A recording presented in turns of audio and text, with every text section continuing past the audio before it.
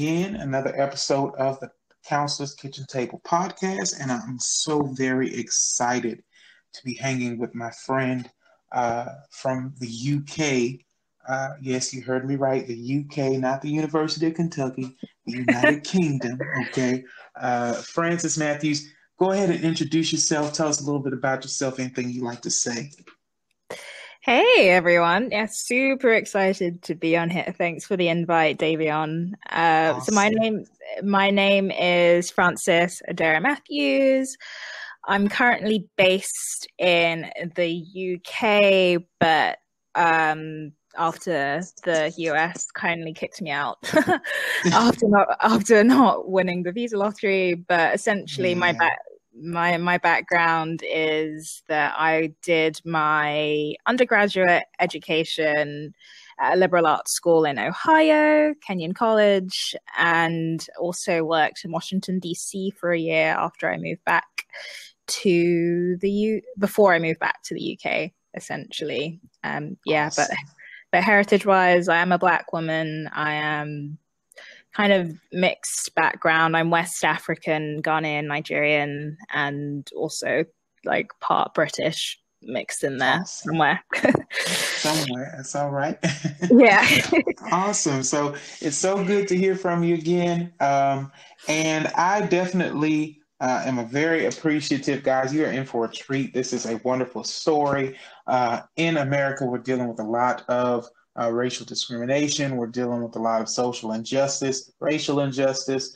And so I kind of wanted to bring someone in, but we've heard the same stories over and over and over again about the Black experience. And I just kind of wanted to mix it up a little bit, change it up a little bit, bring somebody in who is removed enough from our Black experience and then plugged in enough to our Black experience. So this is going to be a great treat. I'm excited. We've had conversations about this in the past, but I just wanted to bring these conversations to you all because they are always great and unique and in depth. And Francis, she just really brings a perspective into these elements that we deal with here in America that, like I say, it's just far enough removed to where it's not so deeply in it. But because she had an opportunity to come in and just live and breathe in our atmosphere, she's plugged in enough. And I think that she can speak to some things and help all of those who are listening gain some perspective that we've not really seen before on our social platforms when it comes to Black America. So I'm excited. Today we're going to dive right into our Wealth of Starters moment. This is the word of the day, and it is so far fitting that it is enlightenment. So that is our word for the day. And enlightenment is defined as the state of receiving intellectual or spiritual light to instruct, impart knowledge to something unknown. Okay, so that is the definition. Francis, anything you have there on the word enlightenment? Just anything that you can figure, anything that you're thinking about? Yeah, it's kind of a cosmic or spiritual sort of aha moment, and it might Mm-hmm. be something very like introspective, and kind of a part of self-discovery, I would say, and like where your place is in the universe, Hmm. essentially. Yeah. Okay. I like that you said introspective. That's a very, very good train or a good place to start the train, if you will, of thought. Uh, because for me, with enlightenment, the first or the prefix is en, but it sounds like in, and it's almost kind of oxymoronic in that way. But to understand that enlightenment has to happen from the inside out. I think that it's from the outside that we that we see things. Let's say you're looking up at the night, right, and a shooting star just kind of comes across the night sky, right? That outside sort of surprise comes at you, right? But in a way, once you've seen that outside force of motion, it immediately begins to do a work on the inside. So I think that it's a very good perspective to say introspective. Some of the words that stick out to me when it comes to this definition are intellectual, right? So intellect, we think about our mentality, our mind, the things that occupy the space in our mind. That is our intellect. Those are the things that make up our intellect. And so it says intellectual. It also says spiritual. Uh, and I think that that's a part that we don't often acknowledge or we forget to acknowledge in our human existence is that we are spirit. We're not just fleshly. We're not just what you see. There's more to a human being that you don't see than it is that you do see. We're only 1/3 of what you can see. So every bit of our flesh, every bit of our skin, every bit of our hair, eyes, all those things that make us human, that's only 1/3 of us. We also have a soul, which is another third of us, and we have a spirit, which is another third of us. That I think those two things we really don't acknowledge intentionally in our human existence. And then light is another one, of course. So enlightenment should never be a dark thing, a negative thing, or a thing that brings us down. Enlightenment, light should always be uplifting. It should be warm. It should be gratifying. It should be edifying. It should be things that are positive and that creates positivity. And then knowledge. That's my last little word that I see within the definition.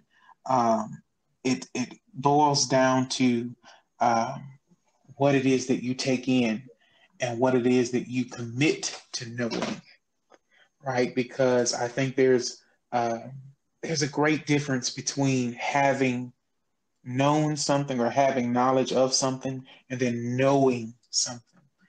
Knowing takes a commitment, right? I know 2 + 2 is 4, but do I know what makes 2 + 2 4? You know, there's another step of commitment that uh, that helps gratify that experience of knowledge, right? Because I can say 2 + 2 makes 4, but then I can also say 1 + 1 + 1 + 1 makes 4. I can also say 0 + 4 makes 4. I can also say 2 × 2 makes 4. So when I know the intricate details about what 4 is, and I'm committed to knowing that, then it opens up more opportunities for me to know what 4 is, why 4 is, how 4 is, instead of just knowing that 2 + 2 makes 4. So there's another level of commitment to knowledge, I think, that creates the enlightenment in us. So any thought? I know I just dropped like a whole bombshell, but but any thought there? Anything else that you have to just put out there? Yeah, I really like your analogy when it comes to knowledge and the concept of for Mm-hmm. it's kind of that process after enlightenment when Yes. you kind of commit to doing the work about the thing that you've been enlightened about, whether Yeah. that's kind of just thinking on it more or just doing research that Mm-hmm. you never would have done before, essentially. So you could really become like knowledgeable about this new stage or chapter of your life, essentially. Absolutely. And I think that that's kind of why the word of the day is enlightenment. Of course, upon past conversations that we are going to dive into for the people to understand, we've conversed about your enlightenment journey and how it is that you became essentially a new woman after your experiences here and your culture and understanding your heritage and understanding everything about you. That knowledge, you committed to a level of knowledge, which is a beautiful thing for me. You committed to a level of knowledge that is almost priceless and invaluable to anyone else. No one can take that away from you. And I think it's a wonderful thing. So let's talk more about it. That was our Wells for Starters moment, where we gave you essentially the appetizer. Now we're going to go into the entree, so to speak, in our food for thought moment. So just got a few questions for you, Miss Francis, and we're going to talk about some things, if that's all right with you. Of course. So let's get into it. The first one, the first question we have says, what made you decide to come to America? Tell us a little bit more about that story, that backdrop, how you got here. Or yeah, so my journey to America really started with a trip to America, probably when I was about, it would have been after GCSEs, so 16 years old, thereabouts. Mm-hmm. I have some family that live in Maryland, and I finished my GCSEs, which was are a series of exams that you have to take in the UK here. And I came and I visited, and my cousin from Ghana was just about to kind of start her college experience, essentially. So we helped her like move in and like get set up and got to travel around. And I was just fascinated by the country and the college experience, essentially. And thought, maybe this is a thing that I might want to do, you know, and started looking into it a bit more, and just kind of really fell in love with how broad the liberal arts system of higher education is in the US compared to the UK. So for most people who don't know, a traditional university experience in the UK is that you go to university and you study your one subject for like 3 or 4 years, and like that is all that you do in those 3 or 4 years. So if I'd stayed in the UK, all I would have studied is economics and like nothing else. Whereas I loved with the concept of the liberal arts that you're essentially forced to become a more well-rounded individual, because you have to take all of these other classes, which kind of led to this so-called enlightenment of mine, essentially. So I couldn't be more grateful than like for having experienced my higher education in the US, essentially. And so of course there was my fascination with the liberal arts system. And it was also just because I wanted to try something different. Something I'm realizing about myself is that innately I love change. I love being just like put somewhere completely random and like figuring it out and learning about the culture there. So yeah, that was also a big part of it as well.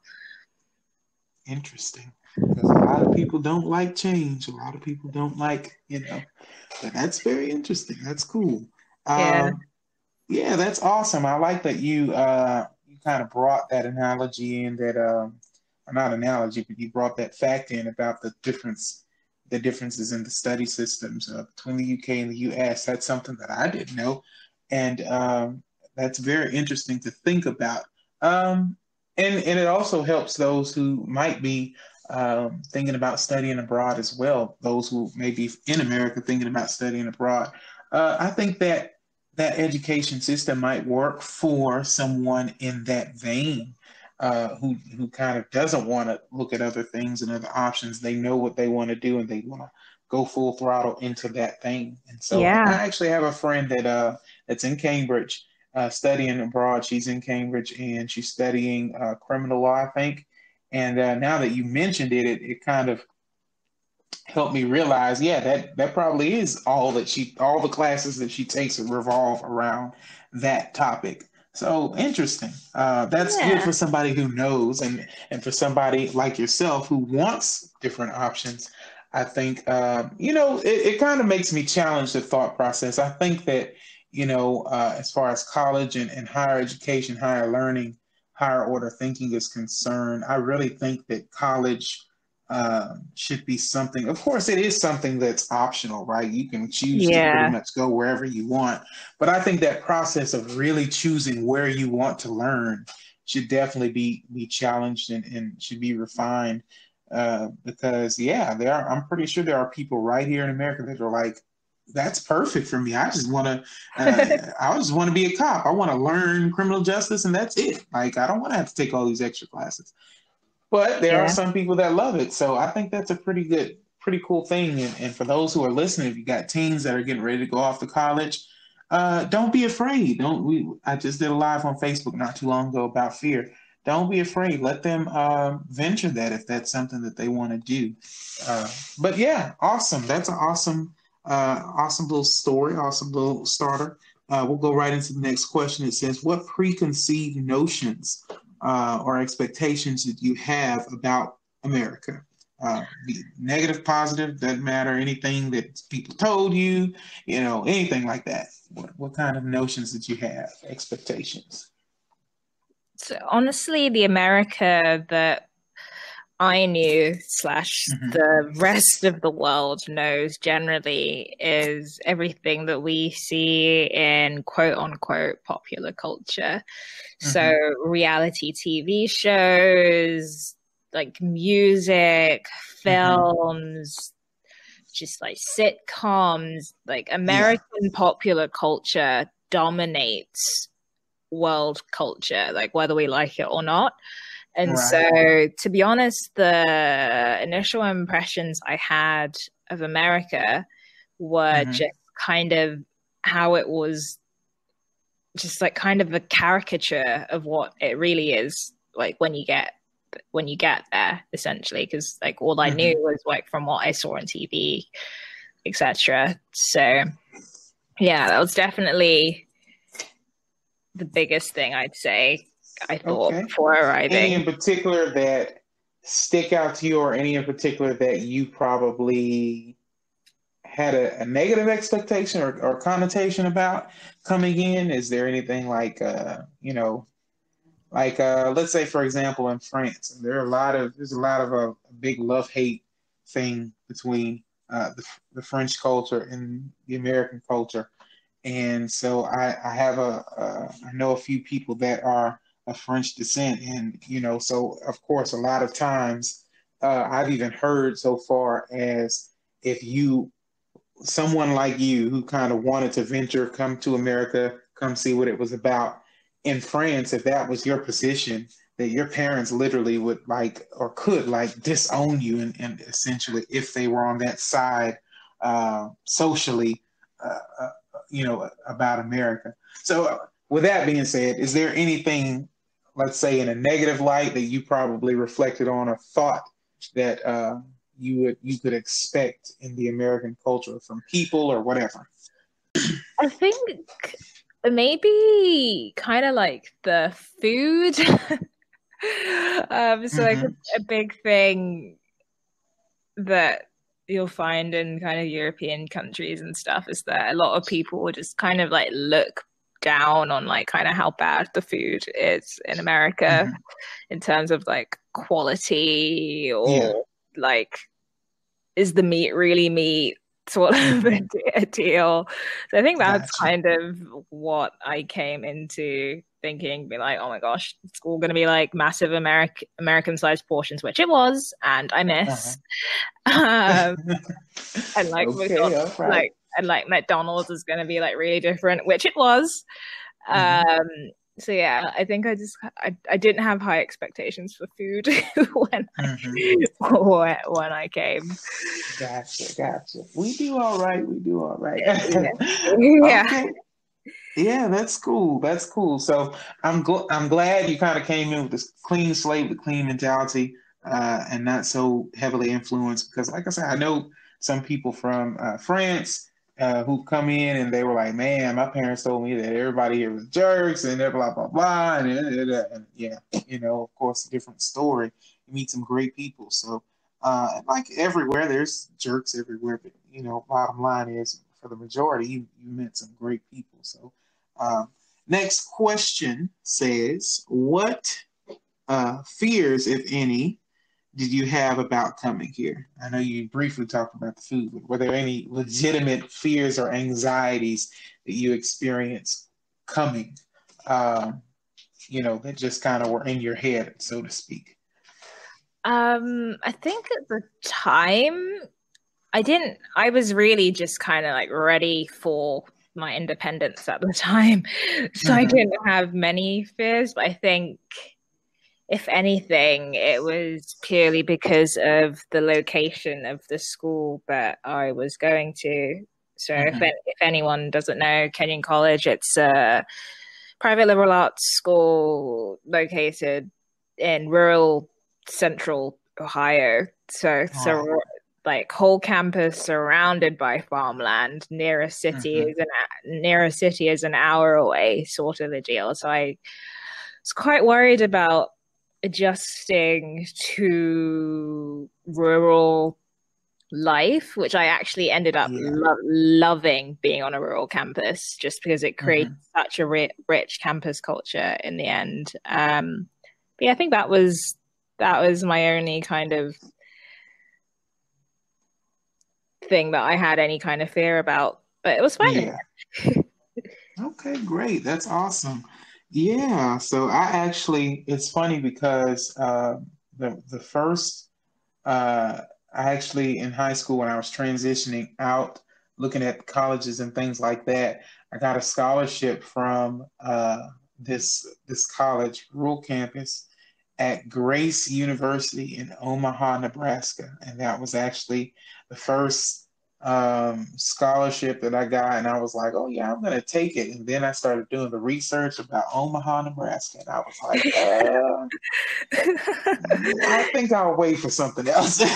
So, but yeah, okay, that probably. I mean, I probably would have loved it. Who knows? But and see, I have family from the country, so Yeah. I visited in summer times and things like that. I love to visit, but I didn't know if I wanted to spend a hot 4 years in Omaha, Nebraska. So, yeah. But anyway, moving forward. So, how different was your reality from your initial expectations, as far as just the experience overall? I think the first thing that really kind of took me aback was that real American people aren't Mm-hmm. like the people you see on TV, essentially. Like they are Mm, so diverse. There are so many different subcultures, and like each region calls like soda a different thing, and just like yeah. getting used to like the different like regional foods and like just getting used to that whole dynamic, I think. And like, oh, and obviously there are negative things as well. Like I Mm-hmm. didn't realize, like I love the US personally. Like I love the people there. I think people for the most part are like quite welcoming and like generally quite open. I also love this kind of like confidence that American people Mm-hmm. have, which you don't find in many places around the world. Like it's so easy to make friends in America compared to the UK, Right. for example, where people are a lot more like sheltered into themselves. Mm-hmm. But what I didn't realize is that the US like didn't really have a lot of basic things figured out that you'd like coming from the UK that we do have Mm-hmm. figured out, like healthcare or like benefits. All Like right. I was so scared to get hurt essentially because I didn't want Mm-hmm. to end up with a massive hospital bill essentially. Yeah. So that Mm-hmm. was kind of a jarring realization that like, hey, like life is great, but like if anything bad happens to you, it's gonna suck, kind of a Absolutely. thing. Yeah. Absolutely. Yeah, just in the culture in general, we don't prepare or see past. I think the average is 24 months. So in general, uh, the average American don't plan or see past 2 years. And when you have that mentality and just general America, you can only imagine what's in the office. and who's holding the office. So with that being said, yeah, when that is your sort of mentality and processing, you don't see what if cancer comes. Well, cancer could last for years and years. What if other diseases come? Chronic diseases and things of that nature. We don't look at those what ifs, and I think that that's a big problem within our healthcare system, within a lot of other systems that we have in place, that they only look to appease temporary uh, things, and that's number one. But number two, they don't solidify uh, or help secure and fortify the what ifs, right? And so, like you said, get sick, and insurance or not, you're stuck with a huge hospital bill, because most insurances only cover 80%. If you got a $100,000 bill, then you're still stuck with $20,000. That's a whole car down payment Yeah. on a house. So, yeah, there's a lot of reform that needs to take place. See, guys, exactly what I was talking about, bringing a dynamic and a perspective in that's kind of far enough removed. That's a very valid point. That's a very valid reason to kind of be concerned when Yeah. it is you talk about any kind of fears and things like that. So, yeah, absolutely. That's Yeah. interesting. Yeah. Like I like real life story. The kind of immediately after I graduated, like I ended up Mm-hmm. getting like really sick. Mm-hmm. Essentially, like I now know it's allergies, and I now know what I'm allergic to. But for Mm-hmm. that, I don't what say 4 5 months of Yeah. like just constant like breakouts and hives and Mm-hmm. feeling under the weather. Like I couldn't go to see the doctor and get an allergy test because I couldn't find a job as a permanent job at the time as an international Yeah. student Mm-hmm. to like give me health insurance to cover Benefits. Yeah. that. Yeah. So eventually I did find a permanent job, and I was Mm-hmm. blessed that my employer covered all of our health insurance, which was Gotcha. amazing. Um, but for those 4 or 5 months, I was like, wow, is this really what's going on in the States? Like all of these people out here sick Yeah. that like can't go to the doctor because they just Absolutely. can't afford it. That's It's a insane, commonplace. insane, Yeah. insane. Yeah, it is. And I've been through that in several other areas as well, dealing with sickness and not being able to go to the hospital. It sucks, but yeah, that's the importance of voting. That's the importance of getting into your political process and finding out how to best serve your community, country, and your people ultimately. So let's speak and dive in a little bit more to some of those experiences and pivotal moments that kind of changed and enlightened you. So, is there anything about your experience here in America that you appreciate most, and why? And just speaking to the perspective of, um, and you can even start to tell the story if need be, but just speaking to your experience on what it means to be Black, what it means to be cultured, learning that in America. What do you experience? What was the experience, and what do you appreciate about it? Yeah, I think overall, um, just being in America really made me appreciate my blackness, especially my Africanness, a Mm-hmm. lot more than being in the UK. And I think Mm-hmm. part of that comes down to the fact that like race is so openly talked about in the States Mm-hmm. compared to the UK, if that makes sense. So you're kind of faced with your blackness every day. Whereas Mm-hmm. in the UK, you kind of are, but like British people, quote unquote, don't really see color, but they do. It's Mm-hmm. just a lot more like covertly, Yeah. essentially. And so what I was kind of, joined went to the campus fair, and then all of a sudden, like, I'm being invited to join the BSU, and I was like, whoa, what is this thing? And I was like, whoa, this is like very different from like the Black people that I like hung out with in the UK. And that's just because like Black American culture is like different, and it's awesome. Like, I loved learning how like different it was essentially compared to my Black experience in the UK.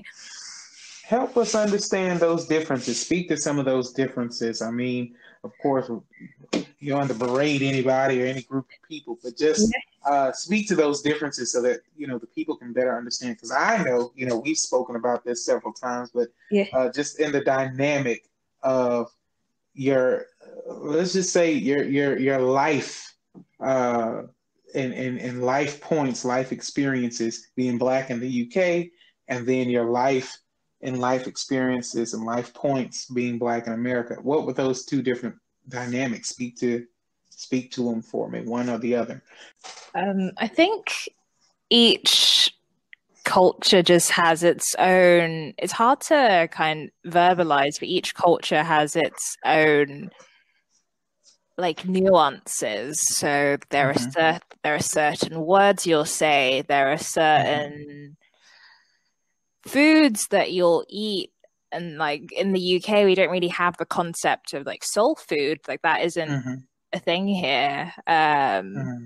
Like, even like a slightly different way in like just dressing, the music that you'll choose to listen to, and like kind of the stories that have been passed down ancestrally, right? So a lot of people in the US who are Black are descendants from the transatlantic slave trade, right? Whereas compared to the UK, most of the Black people in the UK are kind of descendants from their parents immigrating here back in like the 50s and onwards, essentially. So there are just like kind of like different ancestral stories and histories that are passed down, and so as young people you have like kind of different shared experiences essentially, and so it's just really like enlightening, kind of like just digging for in that dynamic stories. For that dynamic that you just stated about the differences between the cultural generational stories that are kind of passed down and traditions and things like that, do you think that bridges or that creates a wedge or a gap between, let's just say, the universal Black existence? Because, Black America is just its own thing, right? Yeah. And then everywhere else and everything else and every other country, what it means to be Black. Let's just say this. Let's rewind for a little bit. Let me just implement this, and then we'll continue that thought. So racism is a thing, right? Injustice is a thing. Prejudice is a thing. But you and I have had this conversation before. There is a difference between white privilege, and then there's a difference between that and what did I say? There's white privilege, and then there's white supremacy. Yeah. Okay. White privilege is an American thing. And we've had this conversation before about how in America there's such a divide between, white and Black. And typically the line between that crossing is socially, meaning, or not socially, economically, meaning that there's just a 400 plus year head start for white America than Black America. Yeah. So that is a white supremacy principle, but white privilege principle. But white supremacy is a global injustice that creates a supreme nature of white over Black. And of course it's idiotic, but that is a thing. It exists. And you talked about before in a conversation, you said that you can connect with that, being that when you were in the UK, or being in the UK, growing up in the UK, it's a known stint.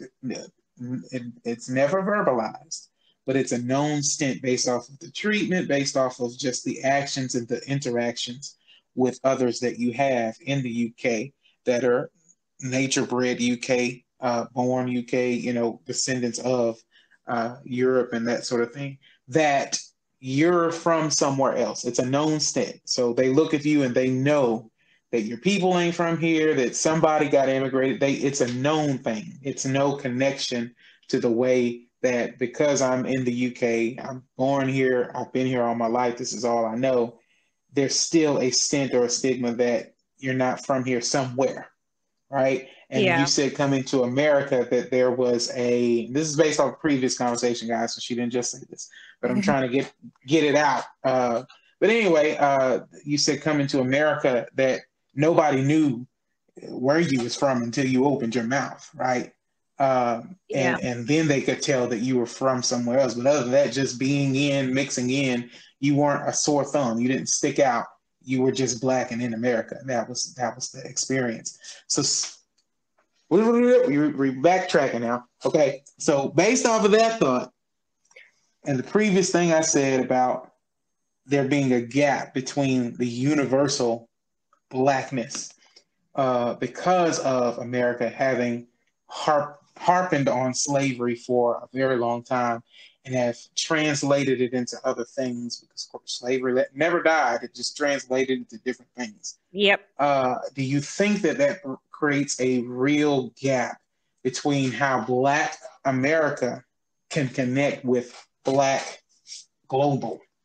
And if so, then do you have any experiences, stories, anything of that nature? I know that you do because we've talked about it before, but just kind of speak to that a little bit. How did you feel disconnected from Black America while being connected at the same time?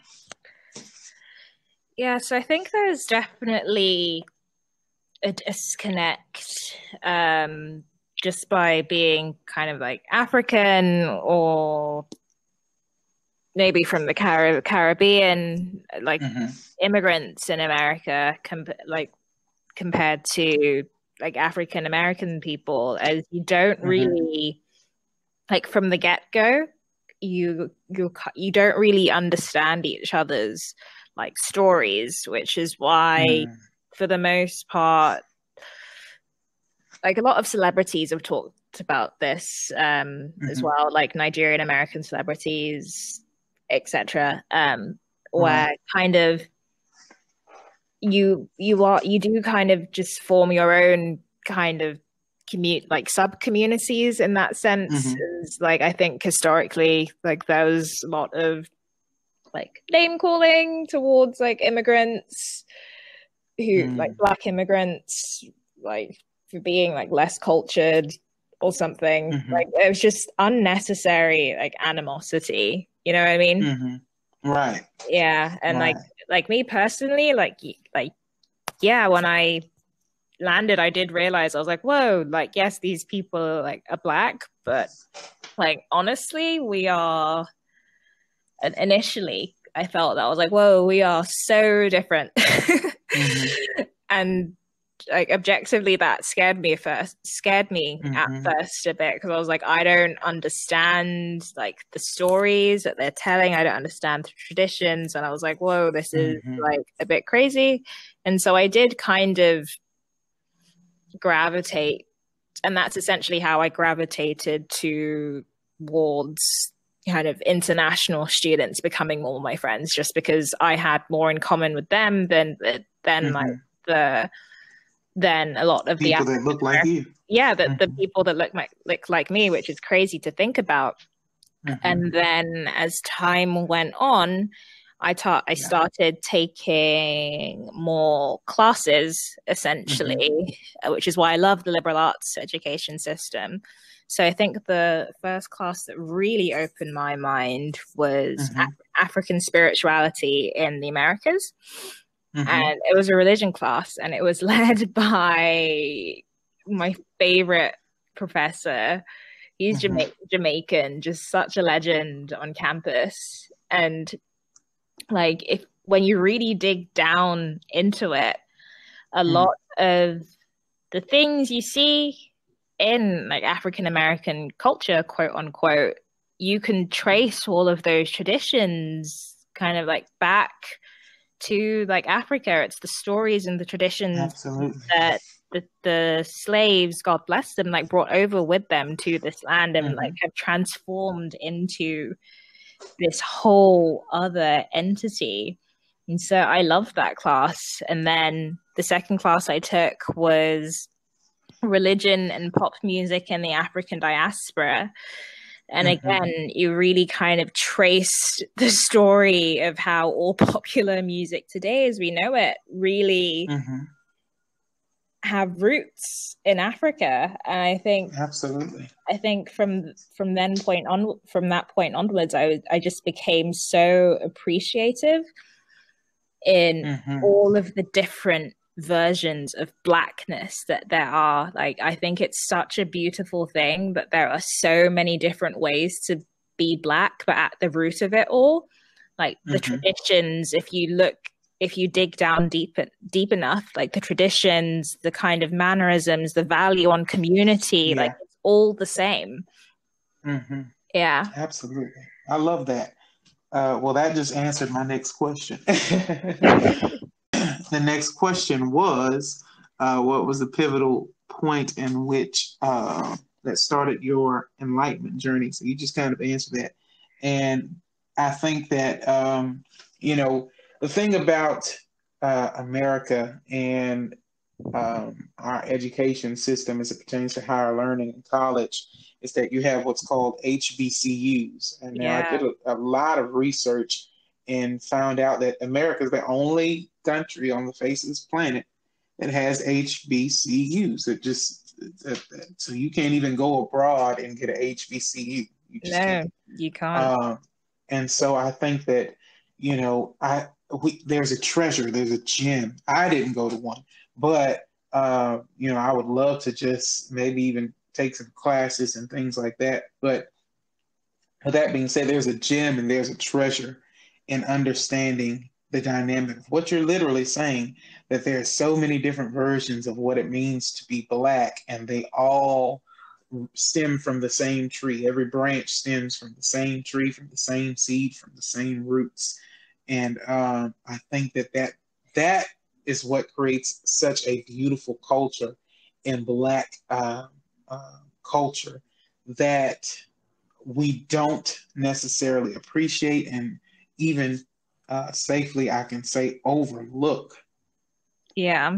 easily within this country. But then, of course, someone like yourself who is from another country and just happens to be Black in another country, you've given a much higher value and appreciation for the things that we already have here at our fingertips as Black people in America every day, and take for granted and waste in the opportunity of. So that's a beautiful thing, and I appreciate that story, and I'm glad that people are going to be able to hear this, because it's really all about helping and blessing other people. So that's awesome. I'm going to jump into the next question. We only have like 2 or 3 left, but we already actually answered this question as well. What was the differences in the dynamic of your existence being from the UK and journeying to America? You answered it a little bit, but is there any particular story or any particular thing that you want to tell to kind of put that in perspective for someone? What was the difference in your dynamic, of your existence being in the UK and journeying to America? Yeah, of course. So I grew up in quite a culturally sheltered area of the country. Like I did not have any like real friends of color until I was like 16 or something crazy like that. Wow. Yeah. I mean, I'm like my family and stuff and like cousins, etc. But I made like my first like proper Black friends or when I was like 16 and I moved to a different school. So I had never really been used to being in kind of like an all Black environment And Mm. so just by luck of chance, so Mm-hmm. backstory, being an international student and looking for a job after graduation is Mm-hmm. so difficult. Like, that's a conversation for another day, but employers especially, they don't want to touch international students just because of Yeah. how hard it is to get them visas now. And so Mm-hmm. I spent a lot of my post college, like the first few months, I don't know, 4 or 5 months after graduating, just Mm-hmm. like temping, essentially Yeah. I started at one temp job, and then I moved to another temp job when that one Mm-hmm. ended, which by chance happened to be at the Congressional Black Caucus Foundation in DC. Mm. Like, Interesting.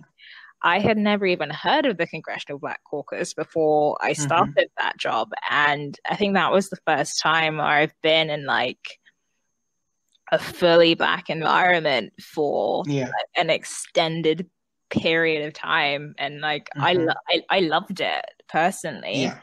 Like, I could really, like, everyone on my team was African American. Like, it was like just such a good time, and I really kind of got to dig deeper into those like cultural nuances and like sort of appreciate the things which I could like resonate with, essentially. And I learned so much just by kind of helping out on that team for, I think it was that year's annual legislative conference, the big Mm-hmm. conference they do in DC every year. So that was Right. like a really valuable experience for me. Awesome. Awesome. That's awesome. Yeah. So that's interesting that you say, and something just to bring it to perspective, you didn't have a real Black friend or counterpart um, outside of your family until you were 16 years old. Yeah. That's just something. If you just ponder that and think about, those of you who are listening, Black America. I mean, it doesn't matter what neighborhood you live in. Um, you know, even in the most suburban neighborhoods, where there are literally just, I'm talking about a sprinkle of pepper in the ocean of salt. You're still gonna like there. There's usually, and it's a funny thing, but when you talk about in schools that are mostly or majority white populated, it's literally that, and I mean this with the utmost like literalness, whatever you want to say. That and it's a legit thing that if you have an all white school, there's going to be a Black kid, and then usually there's another Black kid, and they're usually one or two, or thing one, thing two, that sort of thing. And that's a literal thing. And what's sad and what's really crazy is typically, even in those dynamics, typically they're not friends.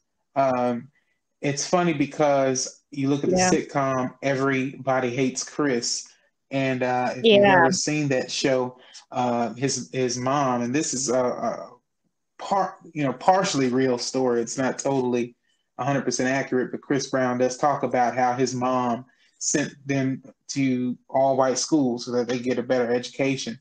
They grew up in Bed-Stuy, which is a huge, very rough neighborhood in New York. So, with that being said, uh, in the show and in the sitcom, he talks about his best friend's name's Greg, and he's a white guy.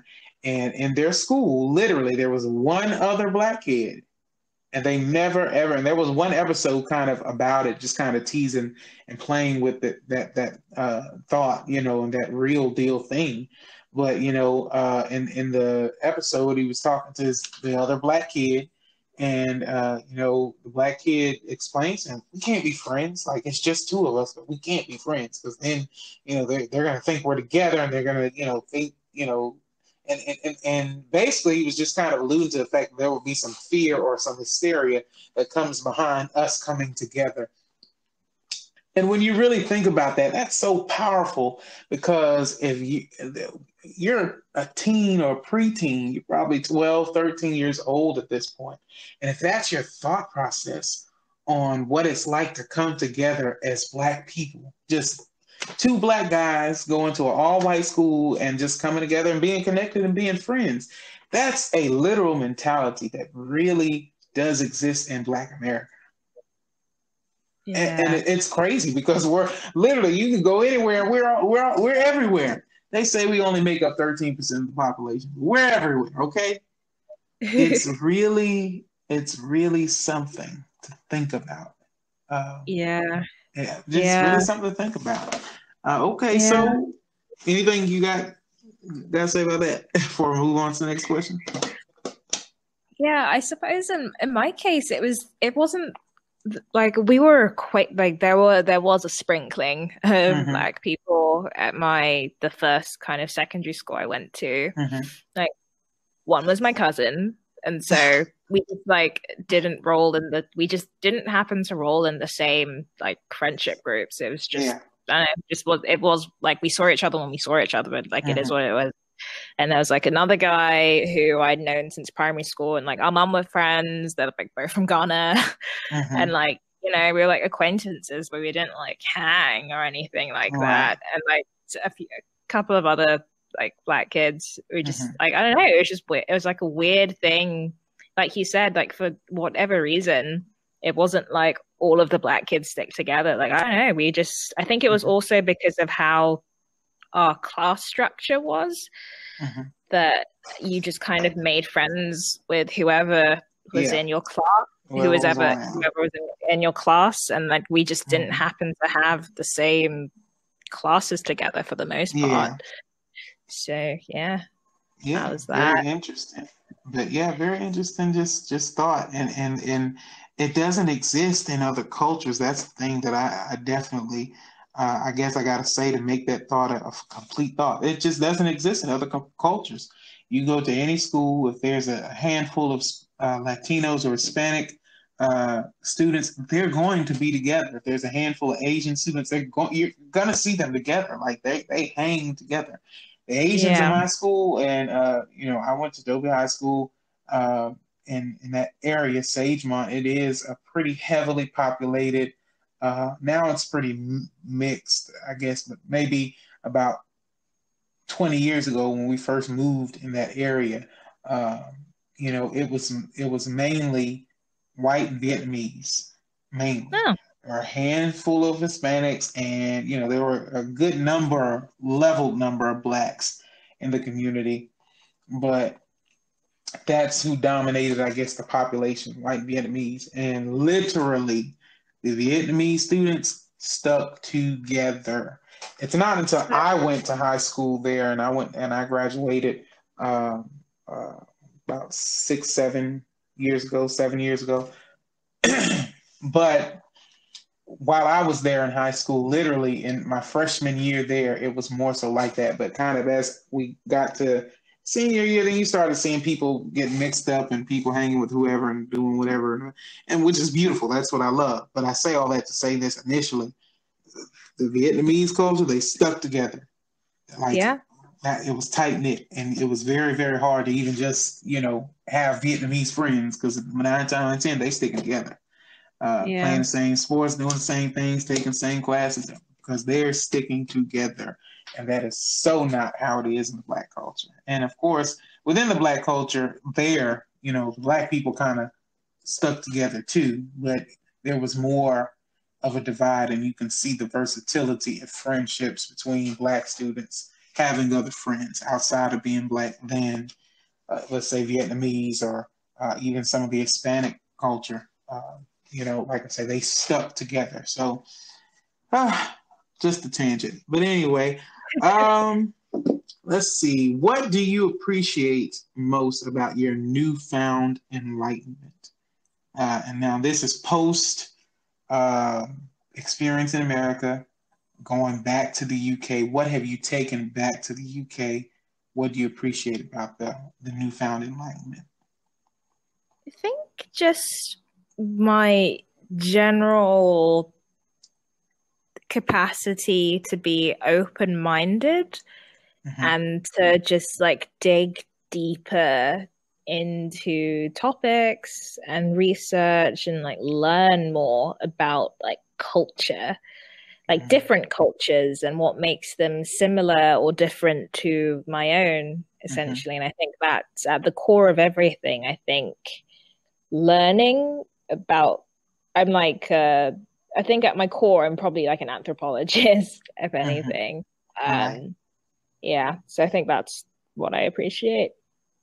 Are there anything Is there anything culturally or anything that you've implemented going back into the UK? Like I said, I know you've gotten a job there and things like that. You've started a Yeah. career. What things have you implemented into your life as a Black woman? Because before you were a girl that was from the UK, but now you're a Black woman.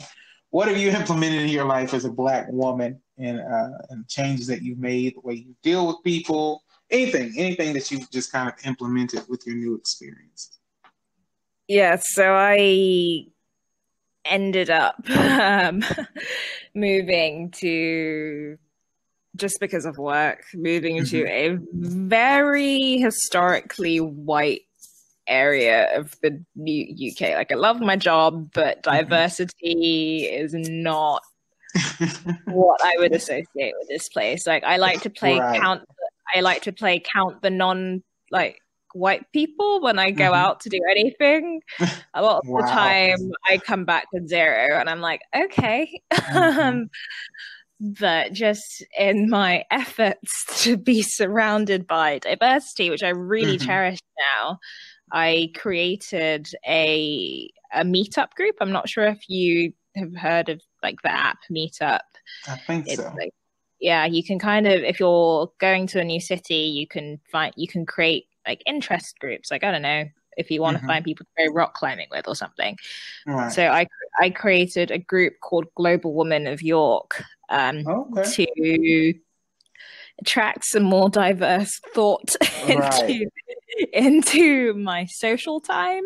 And I also just appreciate my Africanness a lot more, I would say. And so I'm kind of trying to get more involved with, kind of like African Tech Twitter and like the different organizations that are doing like really cool things. Hopefully I'll be back in West Africa at some point when COVID clears up and like try and start networking and all of that good stuff. So yeah, that's it for me.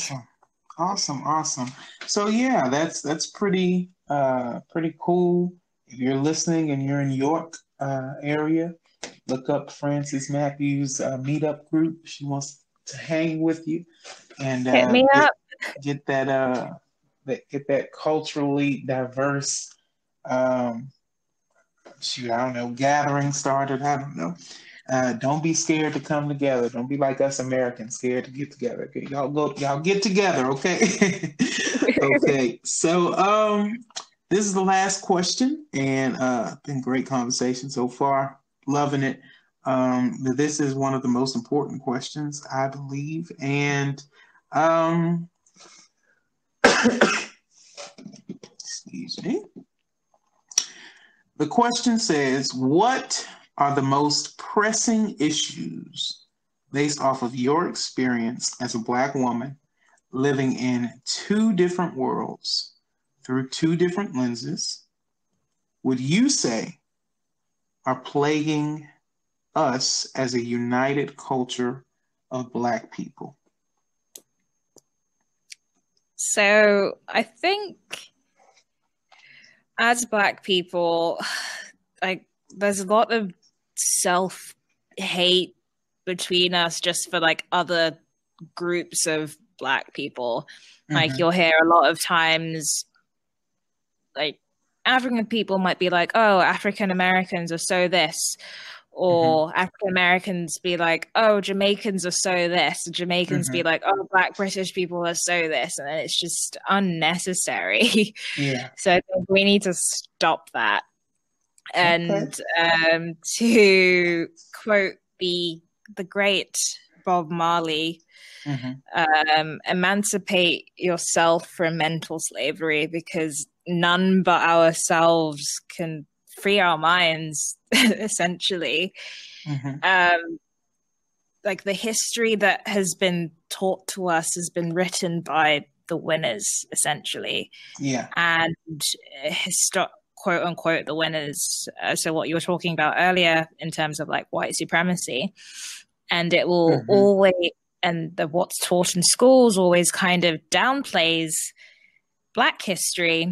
Absolutely. And for whatever reason, according to these white historians, Black history only started when colonialization and slavery started. Like there is no mention about the rich cultural Africa, the rich cultural history that exists.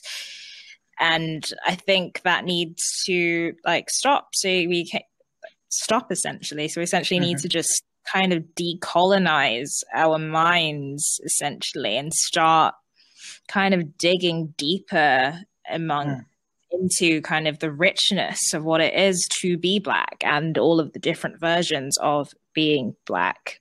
And I think only at that point will we kind of have this sense of like African like unity per se.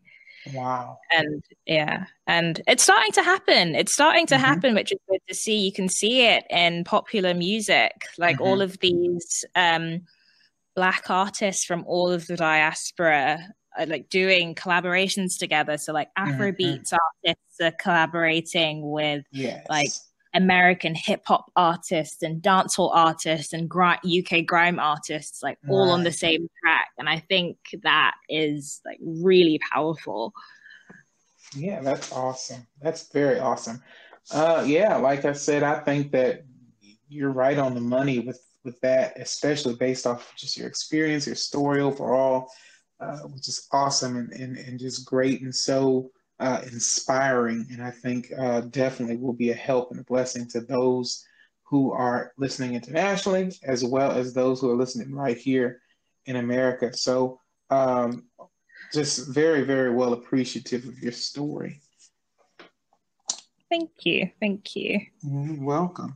And for me, just to kind of go into another train of thought, I heard a quote that changed my life. Of course, you guys know I say that every episode somewhere in here. But this quote is a very simple quote. And although it is very simple, it is probably the most powerful quote that universally speaks to everyone. But it definitely was originated for the NAACP. And the quote simply says that the mind is a terrible thing to waste. And I think just to dissect the simplicity yet powerful nature of what's being said here, to understand that every limitation, I spoke this on Instagram live in a video. You can go back out and check the full thing out, but I'm going to just speak this little piece in to it. Every limitation in life is caused by fear. There's no real limitation in life except for death. Death is the only thing that can stop you from living, period. Nothing else on the face of this planet can stop you from living, breathing, doing what you love, doing what's great for you, doing what's good for others, helping people, serving people. Nothing can stop you from doing anything good in life except for death. So any limitations that you put on life, and limitations take place in our mind. We get limited in our mental capacities first, and then we manifest that with our actions by saying, oh, I can't do this, I can't do that, oh, that's impossible. No, I don't see that happening. With that being said, there are a lot of people that don't see equality happen. There are a lot of people that don't see racial injustice ending. There's a lot of people that don't see social injustice and economical injustice ending, there are a lot of people that don't see this period. They don't see. And that only comes from a place of fear. And because fear is false evidence appearing real, we've got to challenge the fear that has resonated in our mind since the beginning of our existence as a new culture in Black America. Everything that was instilled in us as a African people, translated and transferred to an American way, has been based out of and instituted in fear. And the only way we can change and greatly overcome what's been set before us is to challenge the fear, which is false evidence appearing real, and relearning what it means to have opportunity in life, because life is limitless. There's no limit to it. Only death can stop you from living. That's it. Wow. Only death. So challenge what has invaded and erupted in your mind. And that's how you will progress. And that's how we will progress against this plague, which has been instituted in fear and fear only, which does not exist, is not real, whatever the fear is, and move forward into something else. So that is, my answer. I think it definitely coincides with your answer for sure, because the action is already beginning to take place with what you were saying about artists coming together, people coming together, not being afraid to come together. That's an action that definitely edifies what's being said here. So with that being said, those are all the questions that we have. We're getting ready to go and transition into our takeaway portion.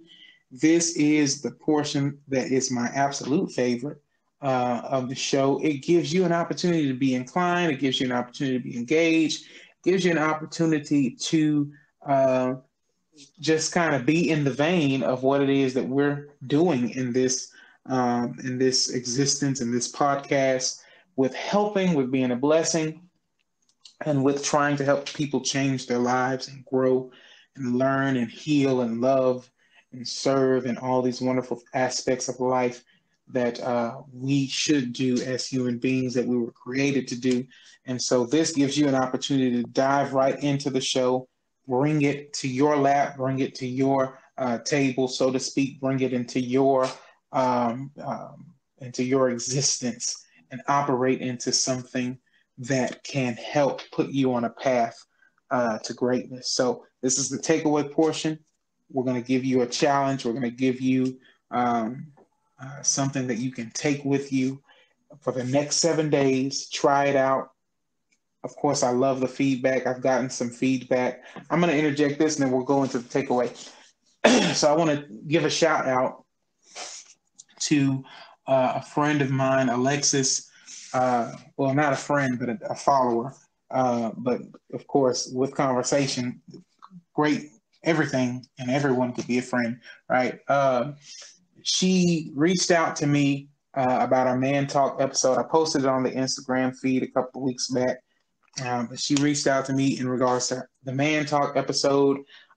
She and her dad had a wonderful conversation, and her dad had a very, very shaky, rocky, unstable history, and for years and years and years. And she heard the Man Talk episode. She took the takeaway, which was men, change your standards, change your ways of thinking, challenge what's going on in your head.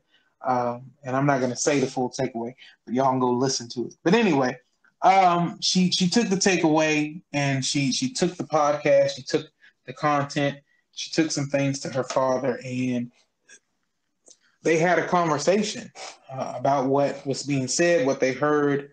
The podcast, from her words to me, was it helped him verbalize some hurts, pains, and frustrations that he never could put into words. He never could put into perspective in order to even change. So not only did it help him say, yes, that's exactly what I've been experiencing all my life, right? But it also helped her receiving that information, understand him better.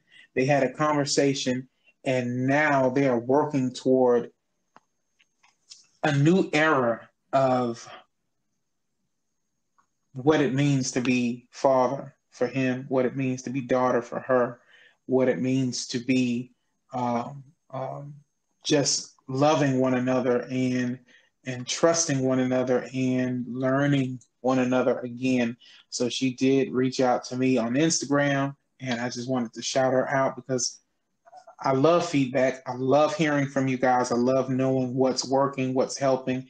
And let me just say that I love to hear the compliments and I love to hear, oh, it's so good, but I don't like to hear it, okay? Because I need to know what's good about it. Tell me, what did you learn? What did you take away? What did you get out of it? What did you hear? What blessed you? What changed your life? Give me the what's, give me the specifics. And that helps me know what to continue in the vein of as far as content, guests, and all that kind of stuff is concerned. So with that being said, I appreciate you, Alexis, for reaching out to me, letting me know that your dad's heard the podcast. You all had a discussion and a conversation about it, which was the challenge.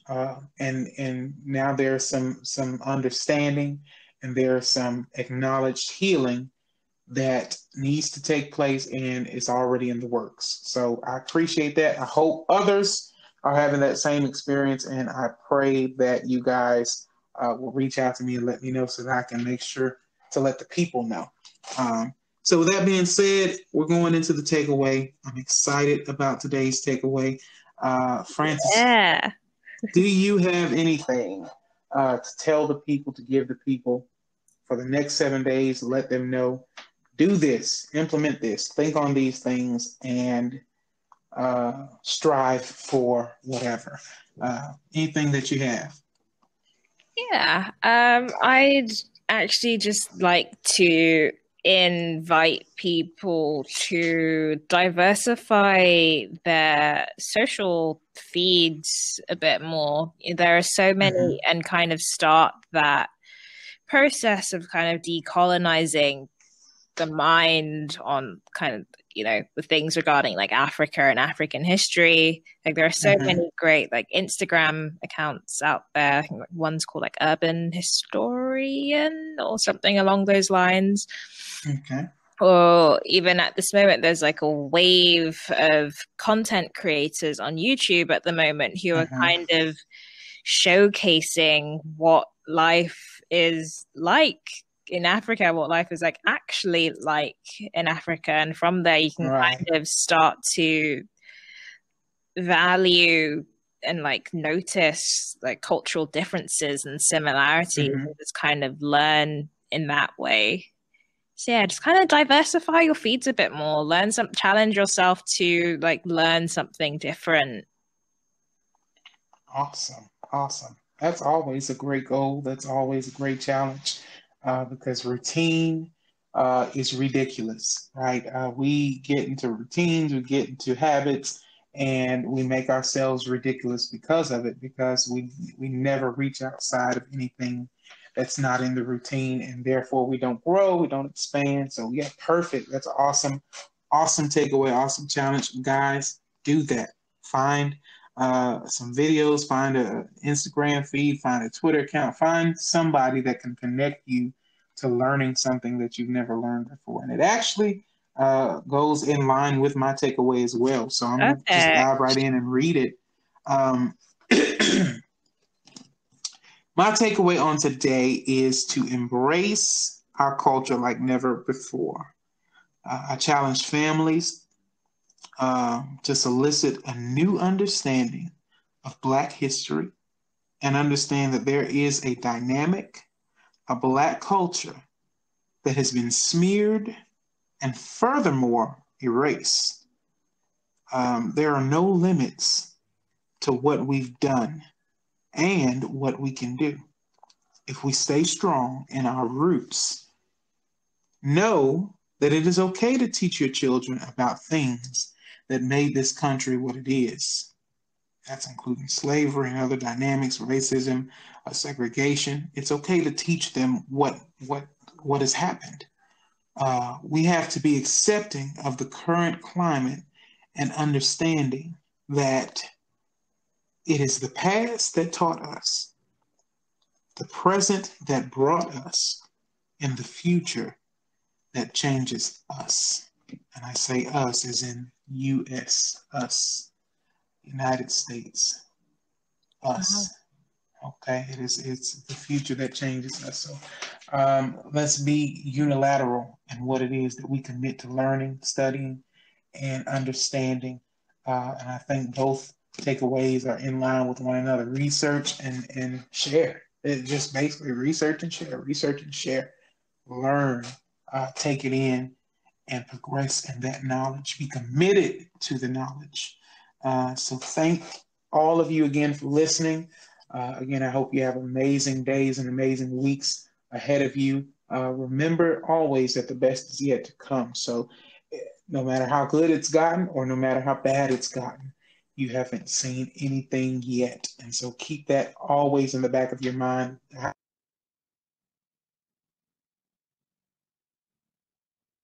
I'm existing in now.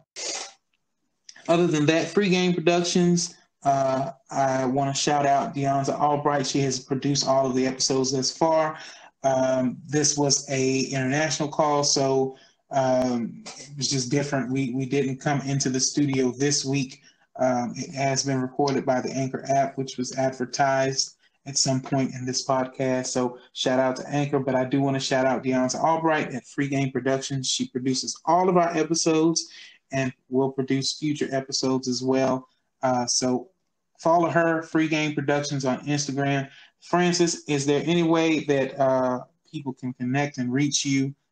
Maybe you want to give your Instagram, Twitter handle, whatever, that people can follow you. And any last words that you have to say as well? Yeah, I mean, firstly, just thank you so much for having me on the show. Thoroughly enjoyed having this conversation with you, and I really hope that it really does inspire people out there to kind of just think outside their box a little bit more when it comes to the Black experience. In terms of social media, I am the only Frances Adair Matthews out there that exists that I know of. Awesome. So if you search my name, I should come up. But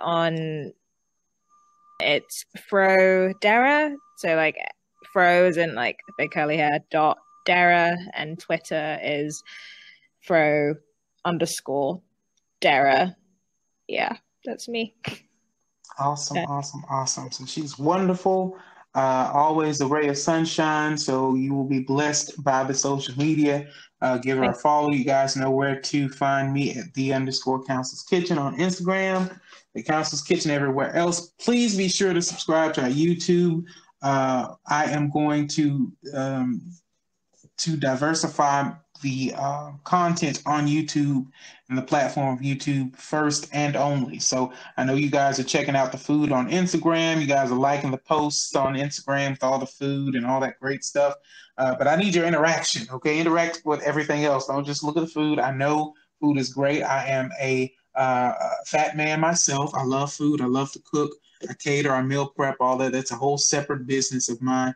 So if you're interested in that, you can hit me up. You can DM me.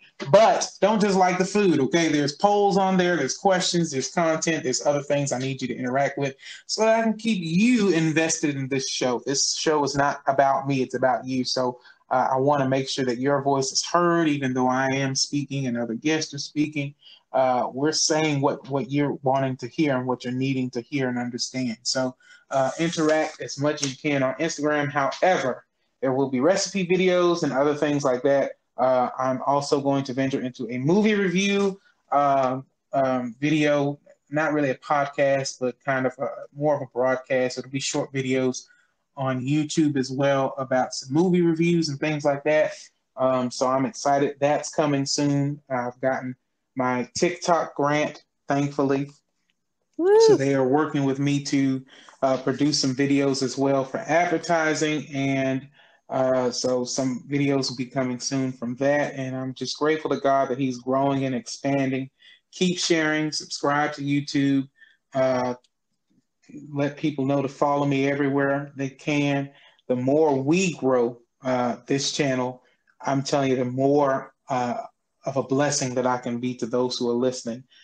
You have no idea. I have dreams and visions beyond beyond belief, and my literal goal is to connect with as many people as I can, genuinely, not on publicity, genuinely connect with as many people as I can and bless and help as many people as I can. And for those of you who know me personally, attest to that. I thank Deja Berkeley as well. She's a friend of mine. She's out of Florida now, and she literally just posted, had no clue, no prompting. She just posted on Instagram today that.